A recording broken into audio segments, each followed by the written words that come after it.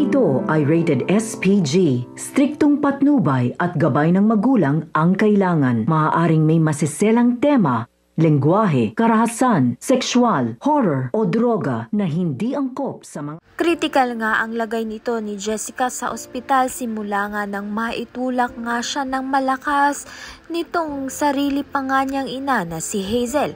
Dahil sa galit nito ni Hazel, si Jessica nga ang napahamak.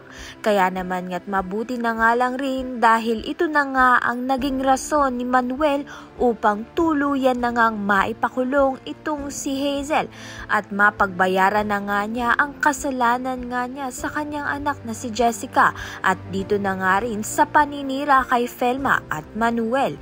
Sa kabilang banda naman nga dahil nga si Joel nga ang naging kasama nito ni Andrea at nakainom nga sila sa hindi inaasahang pagkakataon ay pagsasamantalahan nga ni Joel ang kahinaan nga nito ni Andrea dahil hindi na nga namalaya ni Andrea dahil sa kalasingan niya na may nangyari na nga sa kanila nito ni Joel. Kinabukasan nga ay pinuntahan nga ni Jeff itong si Andrea at doon nakita nga niyang nakahubad itong si Joel. Kaya naman nga't agad niya itong sinuntok.